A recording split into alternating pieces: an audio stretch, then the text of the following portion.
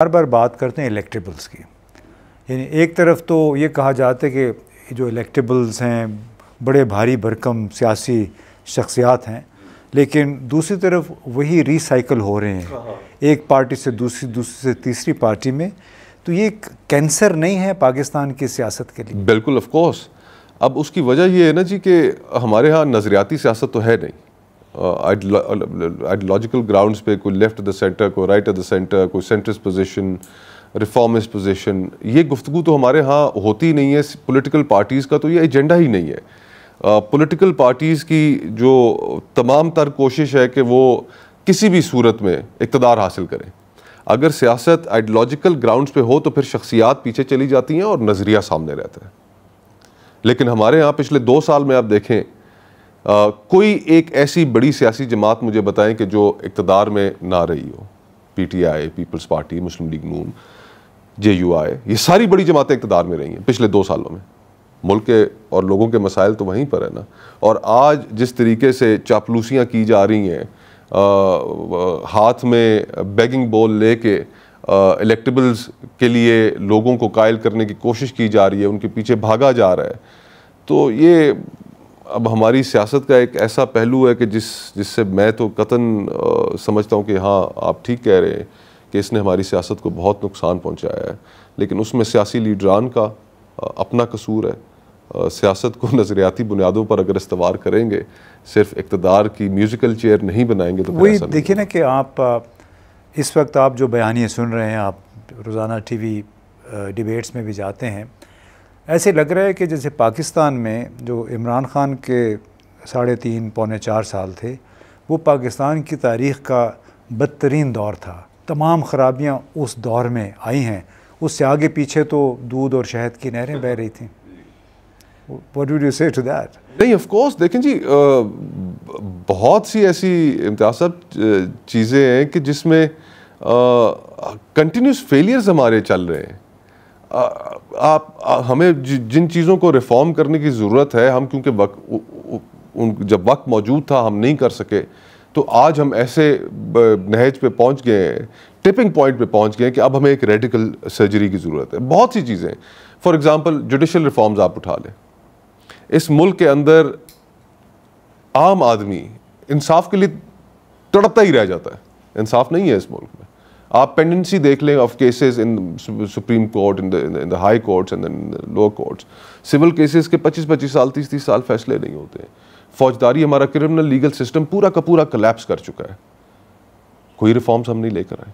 اچھا، یہ سیاستدان اس میں کیوں انٹرسٹڈ نہیں ہے کہ جو پولیس ریفارم کرے؟ اس ملک میں جتنی پینڈنسی ہے اس کی تو شاید 80-90% وجہ ہماری پولیس ہے. ابھی بھی جو کچھ ہو رہا ہے، ہم سب اس کے لیے ذمہ دار ہیں. سیاستدانوں کی ذمہ داری پہلے نمبر پہ ہے، کیونکہ وہ ان کا مقصد ہی، پارلیمان کا مقصد ہی قوانین کے ذریعے ایک آن گوئنگ پروسیس کے ذریعے ریفارم کرتے رہنا ہے. لیکن وہ نہیں، اس میں پھر جوڈیشری بھی، اور پھر اس میں امتیاز صاحب یہ کہ ہم نے نا ہر کسی نے، ہم اپنے جزیروں میں رہتے ہیں، اپنے اپنے آئلینڈز بنا لیے ہیں. میڈیا نے اپنا بنا لیا ہے اور میڈیا کی اپنی ریڈ لائنز ہیں. سیاستدانوں نے اپنا بنا لیا ہے، سیاستدانوں کی اپنی ریڈ لائنز ہیں. بیوروکریسی نے اپنا بنا لیا ہے، ان کی ریڈ لائنز ہیں. جوڈیشری نے بنا لیا ہے، جنرلز نے بنا لیا ہے. اب اگر ہم یہ ساری ریڈ لائنز جو ہیں اپنے اپنے جو جزیروں کے اندر ہم رہتے ہیں، ہمیں ہم ملک صرف ہمیں اس حد تک ہے کہ ہماری ریڈ لائنز کراس نہ ہو. حالانکہ جو ریڈ لائنز ہیں، وہ ریڈ لائنز کس نے لگائی ہیں؟ انہوں نے خود تو نہیں لگائی ہیں. اور اصل جو ریڈ لائنز ہیں، اصل جو ریڈ لائن ہونی چاہیے ہمارے ملک میں، وہ ہے آئین کی شق 8 سے لے کر 28 تک.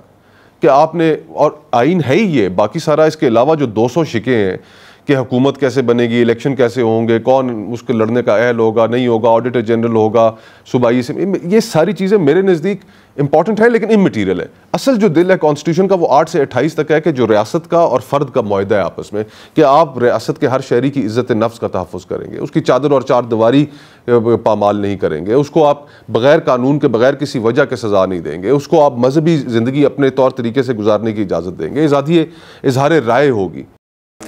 وہ کوئی 15 بنیادی انسانی حقوق ہیں نا جو آپ کہہ رہے ہیں ہمارے 8 سے. یہ ہماری ریڈ لائنز ہونی چاہیے. یہ ہماری ریڈ لائنز ہے نہیں. آپ ایک بندہ ایس ایچ او کے کمرے کے اندر گھسے اور آگے جو ایس ایچ او کا رویہ ہوتا ہے اس سے جیل میں کسی بندے کو آپ ہماری پوری کی پوری ریاست آپ کسی سرکاری دفتر میں بھیجیں, آگے اسدھے منہ کھول کے بیٹھے ہوتے ہیں, انسان کی تذلیل کرتے ہیں, اس کو اس کی جیب پہ نظر رکھتے ہیں. ہماری تو ریاست جہاں پہ کہیں پہ ایک عام آدمی کا واسطہ اس سے پڑ جائے تو وہ اس کو نہ صرف ایکسپلائٹ کرتی ہے بلکہ اس کی تذلیل کرتی ہے. ہم اور اس میں ہم سب شامل ہیں, اس میں بیوروکریسی شامل ہے, ججز شامل ہیں, پارلیمنٹ شامل. سمجھتے ہیں کہ پارلیمنٹ بحیثیت مجموعی اس فنکشن کو ادا کرنے میں ناکام رہی ہے کہ آپ کا CRPC جو آپ کا فوجداری اور دیوانی قانون ہے اس کی طرف کسی نے توجہ نہیں دی, اور پولیس اس کو ہر ممکن طریقے سے ایکسپلائٹ کرتی اپنی آمدنی کے لیے. آف کورس یہ ہم پھر دیکھیں نا, یہ اب وہ چیزیں ہیں کہ جو ہمیں بحث کرنے کی ضرورت ہے, ان کے اوپر راستے تلاش کرنے کی ضرورت ہے کہ صرف سیاستدان تو کرپٹ نہیں ہے, پورا معاشرہ کرپٹ ہے. اور یہ جو ہماری اب معاشرہ اگر کرپٹ ہے تو ہم نے یہ کیسے اس معاشرے کو کیسے تبدیل کرنا ہے. امتیاز صاحب سچی بات یہ کہ یہاں پر جس کسی کو بھی آپ پیسے دکھائیں نا وہ لے لیتا ہے یا کوئی, اور تو یہ کیا ہو گیا ہم اتنی تنزلی کا. اور آپ دیکھیں کہ جمعے کے روز مسجدیں پورے پاکستان میں کوئی مسجد ایسی نہیں ہوگی کہ خالی نہیں ہوگی, بھری ہوئی ہیں مسجدیں. کہ یہ لوگوں کے اخلاقیات, لوگوں کے مورلز, ان کو کیا ہو گیا. آپ ٹرانسپیرنسی انٹرنیشنل کی رپورٹس دیکھیں, پاکستان تو بتدریج سلائڈ کر رہا ہے نا.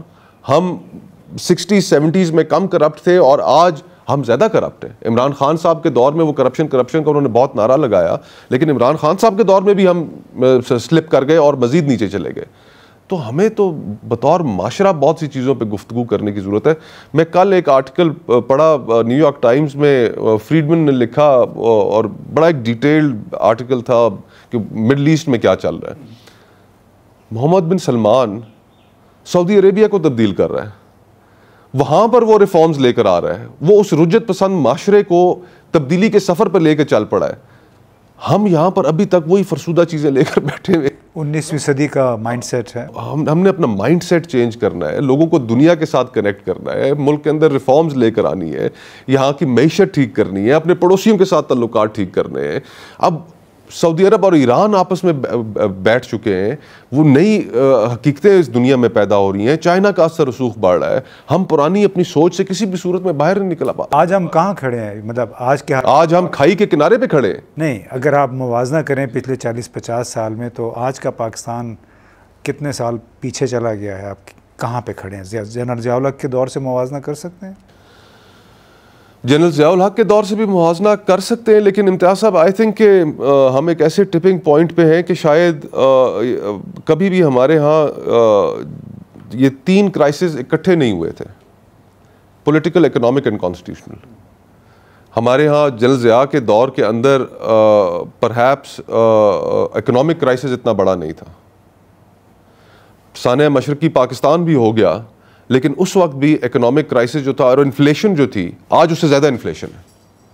تو ہمارے اس وقت کا جو چیلنج ہے کہ وہ یہ 3 کرائسس اکٹھے ہو گئے, اور ہم ابھی بھی, یعنی کہ آپ پچھلے 1 ہفتے کی امتیاز صاحب دیکھیں, آپ گہری نظر رکھتے ہیں میڈیا پہ, کوئی تک بنتی ہے کہ ان حالات میں آپ 20 ارب روپیہ ایڈیشنل اٹھا کر آپ MNAs کو دے دیں اپنے حلقوں کے میں اسپینڈ کرنے کے لیے, کوئی تک بنتی. میڈیا کو بھی تو بہت کچھ مل گیا, میڈیا کو بھی بہت, جو یہ اشتہاروں کی کیمپینز شروع ہوئی, تو ہم یہ کر کیا رہے ہیں؟ آپ باہر جائیں, عام آدمی سے گفتگو کریں, وہ پریشان ہے, وہ ملک چھوڑ کے جا رہا ہے, بھاگنا چاہ رہا ہے اس ملک سے, اور وہ آپ سے پوچھتا ہے کہ جی ملک کا کیا بنے گا. اور جو اہل اقتدار ہیں, جو اشرافیہ ہیں, انہیں مجال ہے کہ انہیں فکر ہو. اپنی ان کی دکان تو چل رہی ہے نا, اور انہوں نے پرہیپس کیا موسٹ پروبیبلی سب کے پاس باہر کی سیکنڈ نیشنلٹیز موجود ہیں, باہر پیسے رکھے ہوئے, جہاز پکڑیں گے نکل جائیں گے. یہی ہے نا, یعنی ان کا اپنا سٹیک. ہمارے بڑے بڑے سیاستدانوں کے بھی اثاثے یہاں تو نہیں ہیں. جی حقیقت ہے یہ, اب کیا ہم اس میں, جی بالکل, اب اس میں کیا ہم کیوں یہ باتیں ہم کیوں نہ کریں, ہم ایسے مقام پر پہنچ گئے کہ ہر بات کرنی پڑے گی. پھر اس کانٹیکس میں آپ یہ بتائیں کہ کئی لوگ کہہ رہے تھے کہ ہمیں ایک نئے میثاق جمہوریت کی ضرورت ہے, لیکن اگر آپ سیاستدان کی اور معاشرے میں باقی جتنے بھی ہیں اسٹیک ہولڈرز, ان کی منافقت اگر آپ دیکھ لیں تو اس کی کیا ضمانت ہے کہ دوسرا میثاق جمہوریت ہوگا تو اس سے پاکستان کے حالات بہتر ہو جائیں؟ وہ میں ایک امتیاز صاحب ایک صاحب تھے 70s میں برطانیہ سے انگریز تھے اپنی فیملی کے ساتھ سمندر میں ایک کشتی لے کر نکل گئے اور ان کا میں پوری دنیا کا اس کشتی میں چکر لگاؤں گا. ساتھ ان کے چھوٹے بچے بھی تھے, ان کی بیگم بھی تھی. تو وہ کسی جگہ سمندر میں ان کی کشتی خراب ہو گئی, ٹوٹ گئی, اور پھر انہوں نے بڑی تکلیف میں 37 دن انہوں نے گزارے. وہ ہر روز ایک جرنل لکھا کرتے تھے کہ آج کا دن ہمارا کیسا گزرا. بارش ہوئی تو پانی پیا, کوئی مچھلی ادھر سے اڑ کے ادھر جا رہی ہے اس کو پکڑا تو کھا پی کے, بڑا برا حال ان کا. اور کوئی ہوپ, ساری ہوپ ان کی ختم ہو گئی. تو اپنے اس جرنل میں وہ لکھتے ہیں کہ امید تو ختم ہو چکی تھی لیکن ہماری کوشش جاری تھی. تو ہمارے حالات جس طرح بھی ہو جائے ہم نے تو کوشش کر لی ہے نا. باقی اس کا جو رزلٹ ہے, اب ایک نیا میثاق بھی اگر فیل ہو جائے پھر ہم اس کے بعد ایک تیسرے کی بات کریں گے, وہ بھی فیل ہو جائے ہم چوتھے کی بات کریں گے. ہم کوشش تو اپنی جاری رکھیں نا. امید نہیں ہے اس معاشرے میں اس وقت, میں خود ہوپ فل نہیں ہوں, نا امید ہوں, لیکن کوشش ایک جاری رکھے میں کہ یار کہ گفتگو کرتے رہیں, لوگوں کے ذہنوں میں کوئی خدا کرے کوئی ایک دو باتیں پڑ جائیں اور لوگ کہیں ہاں نہیں یار ملک کو ٹھیک کرنا ہے, چلو بیٹھتے ہیں آپس میں چیزیں ٹھیک کرتے ہیں. اسٹیبلشمنٹ بھی ایک قدم پیچھے ہٹے, جوڈیشری بھی ایک قدم پیچھے ہٹے, اپنے اندر کے جھگڑے ختم کرے. یہ 8 اور 7 کے جو ججز کی لڑائی ہے, آئی مین کیا ایشیا کے درمیان ہم دیوار بن کر کھڑے ہوئے ہیں. پاکستان دنیا کا میرے خیال سے واحد ملک ہوگا جو اپنے پڑوسیوں کے ساتھ تجارت نہیں کرتا. آپ کے ساتھ اکنامک پاور ہاؤس بیٹھا ہوا ہے, انڈیا کے ساتھ تعلقات اگر سعودی عربیہ ایران کے ساتھ کر سکتا ہے تو ہم انڈیا کے ساتھ کیوں نہیں ٹھیک کر سکتے. ہاں, مطلب ایک ایسا ملک ہے ہمارا کہ جو فیسیلیٹیٹر کے طور پہ رکاوٹ کے طور پہ دیکھا جاتا ہے. جی ہاں, ایگزیکٹلی. تو ہم پوری ریجن کے اندر, ہمارا ریجن سے باہر بھی دنیا کے اندر ہمارا ایک نیگیٹو پرسیپشن ہے. ہمیں اب 64% آبادی اس ملک کی نوجوانوں پر ہے. 25 لاکھ نوجوان ہر سال جاب مارکیٹ میں ایڈ ہو جاتا ہے, کوئی روزگار نہیں ہے. تعلیم بھی, ڈگریاں جو انہوں نے ہاتھ میں اٹھائی ہوئی ہیں وہ تعلیم کی کوالٹی بھی ٹھیک نہیں ہے. اور وہ جو ڈگریز ہیں ان کے پاس, وہ آپ اس کو کمپیئر کریں انڈیا کی ڈگریز کے ساتھ, انڈیا کی یونیورسٹیز کی ڈگریز کے ساتھ. ایک فورن امپلائر ہے وہ انڈیا سے, انڈین سٹیزن کے پاس جو ڈگری ہوگی اس کو ترجیح دے گا پاکستان کی کسی اچھی یونیورسٹی کی ڈگری کی. ہم نے تو برباد کر کے رکھ لیا اپنے آپ کو, لوگوں کے اندر ہیٹریڈ بھر دیا ہے, ایک عجیب سی خلقت مخلوق ہم نے کریٹ کر دی ہے. آپ نے جو کہا کہ ہم نے کوشش جاری رکھنی ہے, جی انشاءاللہ. ایک مثبت سوچ ہے کہ ہم دوسرے تیسرے چوتھے میثاق کی بات کر لیں گے, لیکن جو 8 تاریخ کو ایک پیغام آیا, ایک سٹیٹمنٹ آیا ISPR کی طرف سے, اس میں جو ایک پیغام تھا سابق وزیر اعظم کو شاید ایڈریس کیا گیا تھا, اس کو سامنے رکھتے ہوئے آپ تصور کر سکتے ہیں کہ تلخیوں میں, جارحانہ رویوں میں دونوں طرف سے کچھ کمی کے امکانات ہیں. امتیاز صاحب, جو وینڈلزم ہوا ہے, جو آسن ہوا ہے, جو لوگ اس میں شامل تھے ان کو پروسیکیوٹ تو کرنا پڑے گا, اس میں تو کوئی دو رائے نہیں. اس میں تو کوئی بالکل دو رائے. ہم یہ پریسیڈنٹ بھی نہیں ڈال سکتے اس ملک کے اندر کہ جی آپ لوگوں کے گھروں کو بھی جلائیں, آسن بھی کریں, وینڈلزم بھی کریں, اور پھر اس کے بعد آپ کو پوچھا نہیں جائے گا. پھر اس سے تو بہتر ہے کہ ان کو بلائیں اور ان کو تھپکی دیں اور ان کو کہیں گے جی کہ فلانے کے گھر پہ بھی چڑھے. یہ نہیں ہو سکتا. پروسیکیوٹ کرنا پڑے گا, ایگزامپل سیٹ کرنی پڑے گی. لنڈن رائٹس آپ کے سامنے موجود ہے, آپ کے سامنے کیپٹل ہل کا انسیڈنٹ موجود ہے, سب کو سزائیں ملی. اب اس کے اندر ایک چیز جس کا ہمیں دھیان رکھنا ہوگا, اور مجھے یہ لگ رہا ہے کہ اس کا ہم دھیان نہیں رکھ پا رہے, کہ پروسیکیوشن میں اور پرسیکیوشن میں فرق ہے. پروسیکیوشن کرنی ہے ان کی, لیکن آپ نے اگر پرسیکیوشن ساتھ ساتھ شروع کر دی تو پھر جو پروسیکیوشن والا معاملہ ہے وہ بھی مڈی ہو جائے گا. پھر لوگ باتیں کرنا شروع ہو جائیں گے, انٹرنیشنل پریس بات کرنا شروع ہو جائے گا. اب ندیم افضل چند صاحب کے بزرگ والد کو اٹھا کر لے گئے, کس لیے؟ اور لوگوں کے گھروں میں آپ جا رہے ہیں, لوگوں کو پکڑے, ان کے گھروں کو توڑ آپ کس لیے رہے ہیں؟ یہ کیا آپ کیا پیغام دینا چاہ رہے ہیں؟ اور پھر لوگوں کے رشتہ داروں کو اٹھا کر لے کے جا رہے ہیں. کوئی آپ چادر اور چار دیواری کا جو تقدس ہے اس کو ملوز خاطر نہیں رکھ رہے ہیں. آپ عدالتوں کے جو آرڈرز ہیں ان کو نہیں مان رہے ہیں. پرسیکیوشن جو ہے اس کو ختم کیجئے. پروسیکیوشن ان لوگوں کی, اس کے اوپر پورے معاشرے کے اندر کنسنسس ہے. کوئی شخص یہ کہہ ہی نہیں سکتا کہ ان لوگوں کی پروسیکیوشن نہیں ہونی چاہیے. پروسیکیوشن ہونی چاہیے. نہیں, بالکل صحیح ہے.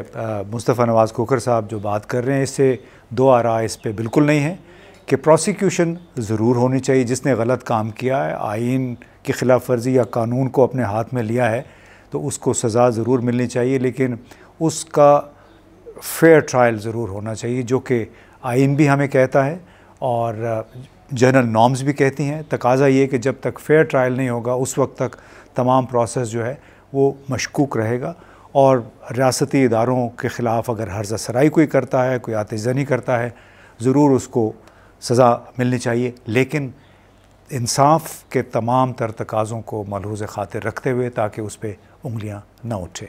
بہت بہت شکریہ مصطفیٰ۔